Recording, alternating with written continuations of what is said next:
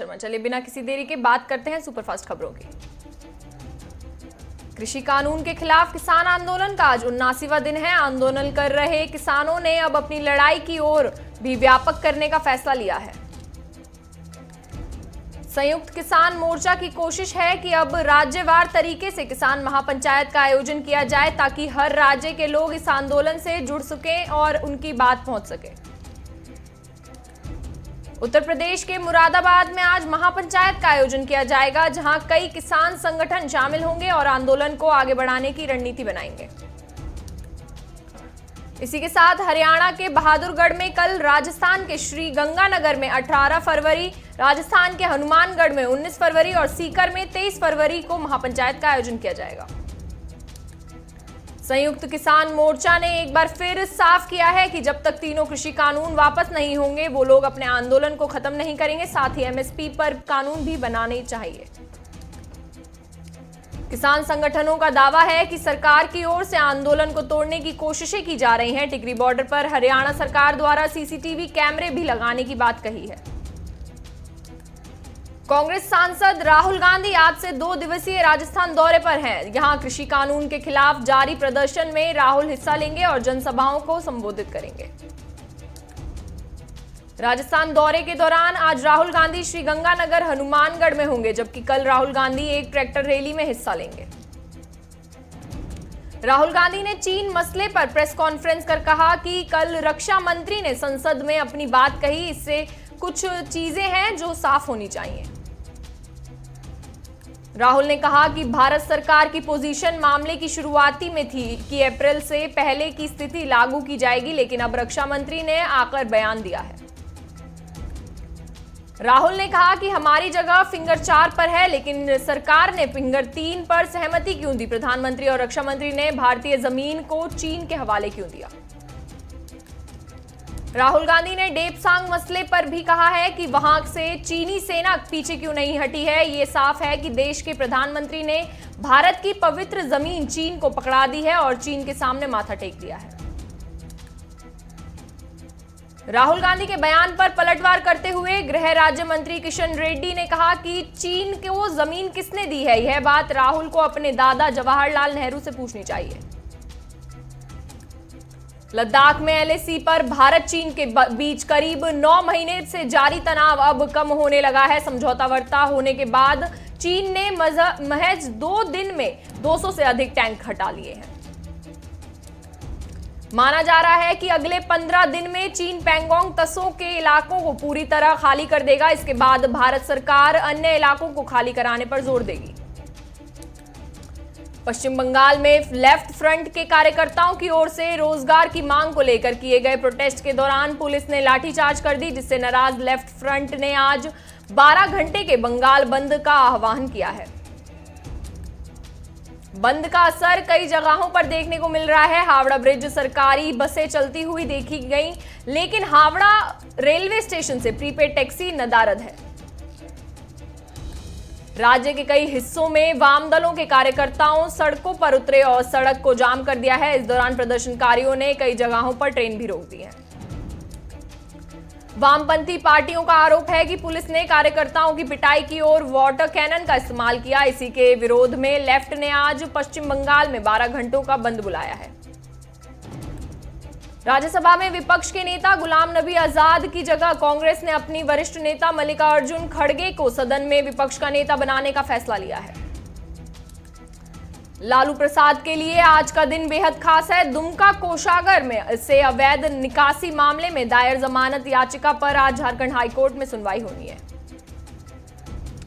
मोदी सरकार की तरह योगी सरकार भी पेपरलेस बजट पेश करेगी। इसके लिए आज से विधायकों को ट्रेनिंग देनी शुरू की जा रही है। वहीं 20 फरवरी को प्रधानमंत्री नरेंद्र मोदी की अध्यक्षता में होने वाली नीति आयोग की बैठक की तैयारियों को लेकर सीएम योगी आदित्यनाथ अधिकारियों के साथ बैठक करेंगे।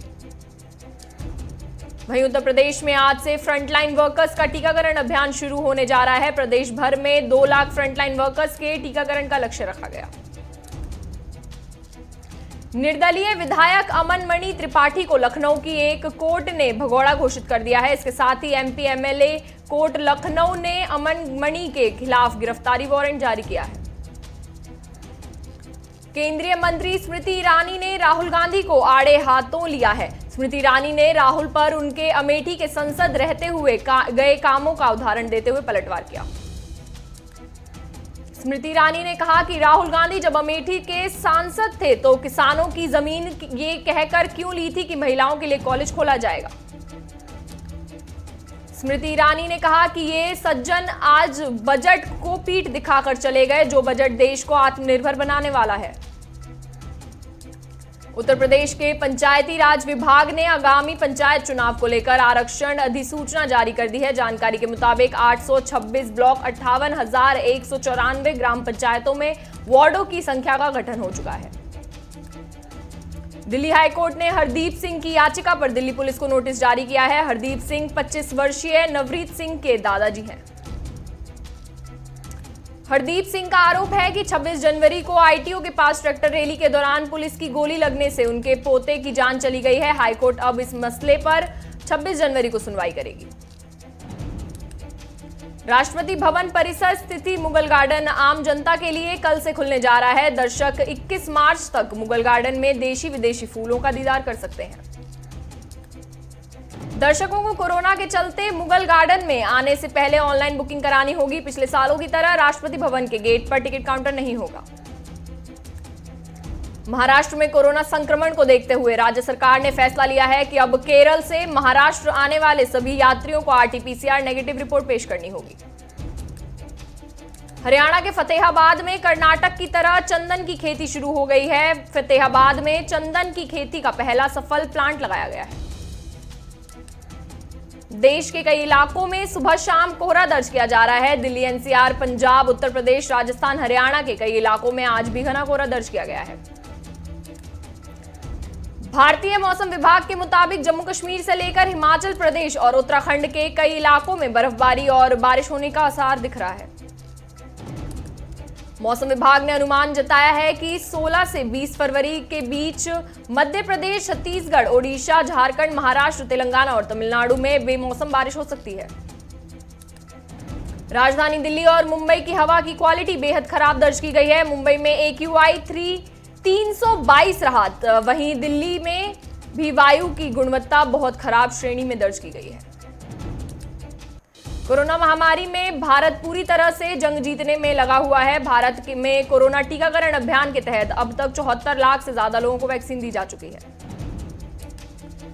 मुजफ्फरनगर में पुलिस को बड़ी कामयाबी मिली है। पुलिस ने धोखाधड़ी कर फर्जी तरीके से पैसे निकालने वाले 3 साइबर अपराधियों को गिरफ्तार किया है। राजस्थान के भीनमाल में हलवाई एसोसिएशन की तहसील स्तरीय बैठक हुई, जिसमें नवीन कार्यकारिणी का गठन हुआ। पानीपत में ऑनलाइन परीक्षा की मांग को लेकर छात्रों ने प्रदर्शन किया और उपायुक्त के माध्यम से कुरुक्षेत्र विश्वविद्यालय कुलपति में ज्ञापन सौंपा। यूपी के रामपुर में एक डॉक्टर का रिश्वत लेते वीडियो वायरल हो रहा है। वीडियो में डॉक्टर घायल पक्ष से मुकदमे की धारा बढ़वाते हुए नाम रुपए ले रहे हैं। हरियाणा सरकार ने राज्य में MSME को बढ़ावा देने हेतु ई-कॉमर्स क्षेत्र की 3 बड़ी कंपनियों के साथ करार किया। इस अवसर पर राज्य के उप मुख्यमंत्री दुष्यंत चौटाला मौजूद रहे। जोधपुर में पुलिस ने जेब तराशी कराने वाले एक शातिर महिला को गिरफ्तार किया है, जिसके पास से 50,000 रुपए बरामद किए गए हैं। राजस्थान के मांडल में पुलिस ने मुखबिर की सूचना के आधार पर नाकाबंदी कर 300 किलो डोडा चोर पोस्त के साथ 2 लोगों को गिरफ्तार किया है। लगातार बढ़ रहे पेट्रोल डीजल के दामों को लेकर कांग्रेस ने जालंधर में प्रदर्शन किया और केंद्र सरकार और पेट्रोलियम मंत्री पर पुतला फूके।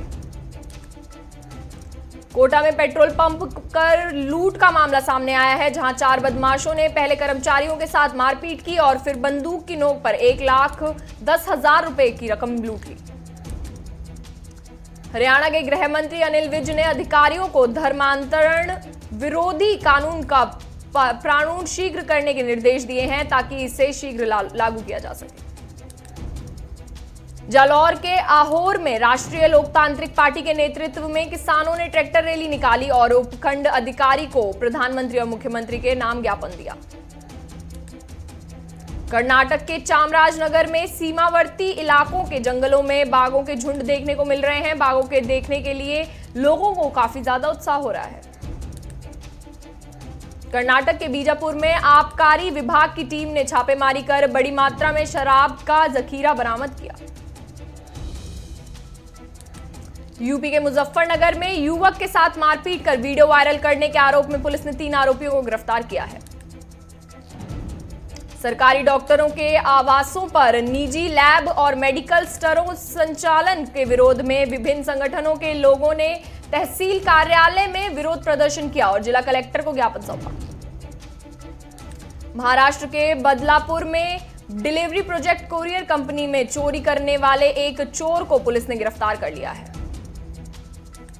उन्नाव के रेथौना गांव के ग्रामीणों ने प्रधान पर आवास के नाम पर ठगी करने का आरोप लगाया है। जिलाधिकारी ने मामले में जांच करने का आदेश दिया है।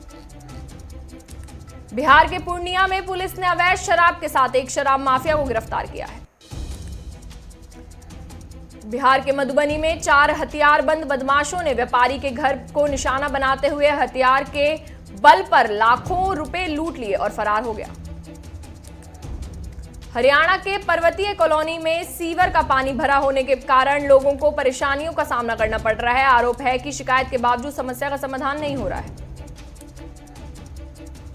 बेंगलुरु में जॉइंट कमिश्नर ने सरकारी जमीन पर बनाई गई बिल्डिंग को गिरवाया और गैरकानूनी कब्जा करने वाले क्रिमिनल को मामला दर्ज किया। राजस्थान के जोधपुर में एनडीपीएस ने 55 किलो अवैध डोडा पोस्त के साथ एक तस्कर को गिरफ्तार कर लिया है। कर्नाटक के अथणी में 2 साल के बच्चे को अपहरणकर्ता को पुलिस ने पकड़ लिया, साथ ही बच्चा भी सही सलामत है।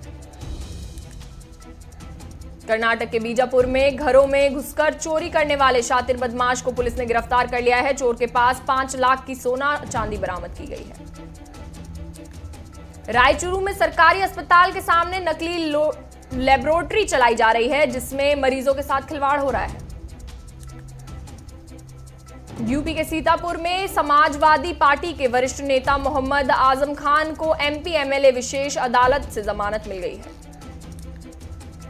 यूपी के अमेठी में दूसरे चरण के कोविड-19 वैक्सीन टीकाकरण अभियान में सभी सीएचसी केंद्रों पर 1773 जवानों को वैक्सीन लगी है।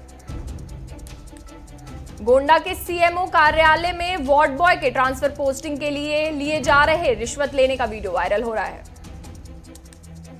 यूपी के बस्ती में 16 फरवरी को महाराजा सुहेलदेव के जन्म दिवस के अवसर पर प्रधानमंत्री नरेंद्र मोदी वर्चुअल माध्यम से बहराइच में महाराजा सुहेलदेव के स्मारक की आधारशिला करेंगे।